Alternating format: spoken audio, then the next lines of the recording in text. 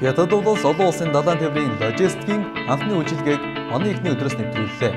Далайн тээврийн шинэ үйлчилгээний тавцан Фужиа-мужийн Сиамын хотод байгуулжээ. Сиамын бод бүс ба зам санаачлагад багтсан 21-р зууны далайн торгоны замын дагуух чухал хот билээ. Оны эхний өдөр Сиаманы хайтын контейнерын терминалд мод, жимс зэрэг төрөл бүрийн бараа ачсан ачааны хөлөг онгоц ирсэн бол Сингапур, Индонез, Малайз зэрэг далайн торгоны замын дагуух орнууд руу экспортлох барааг ачсан 1200 гаруй контейнер хөлөг онгоцонд ажиглахад бэлэн болжээ. Олон улсын далайн тээврийн олон компаниуд Сиаманы бомтын логистикийн шинэ албатай хамтран ажиллах хүсэлтийг тавьсан байна. Мөн дотоодын компаниуд хэдийн нэгдснээс гадна далайн торгоны замд орох бэлгэлдээ оржээ. Далайн торгоны замын анхны 16 чиглэл бүс ба замын дагуулд орших 13 орны 24 бомттой холбогдсон. Харин Сиаманы шинэ тавцан 2020 оны эцэс гэхэд Хятадыг Европтой холбодог төмөр замын шугамтай холбогдох болно.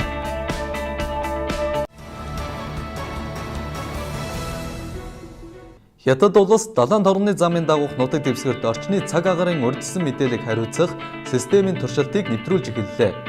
Шинээр байгуулагдсан үндэсний далайн орчны цаг агарын урьдчилсан мэдээний төв нь Хятадын өмнөд тэнгис, Арабын тэнгис, Бенгалийн зэрэг өргөн уудам нутаг дэвсгэрийг хамаарсан 102 том хотыг урьдчилсан мэдээгээр хангана.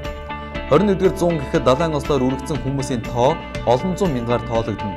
Хүнд өрлөгтөн байгалийн дийлдэшгүй үзэгдлийн өмнө хүчин мөхсдгийн зэрэгцээ хүрээлэнгүй орчинд бохирдол ихээр хоригдлогддог.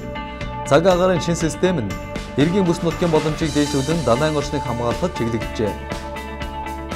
Үндэсний далайн орчны цаг агарын урьдчилсан мэдээний төв нь шуурга, цунамийн урьдчилсан мэдээгээр хангахаас гадна далайд нефть асгарсан тохиолдолд мөн эрен хайх, аврах ажиллагааг ухаалаг системээр хангана.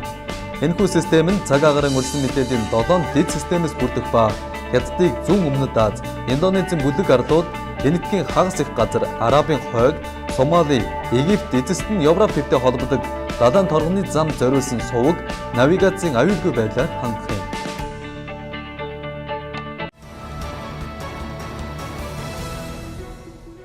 Харбин хот бол өвлийн улирал жуулчдын очих дуртай газруудын нэг. Хятадын хойд Хеланжо-мужийн энэ нийслэл Мөсөн хот гэдэг нэрээрээ алдартай.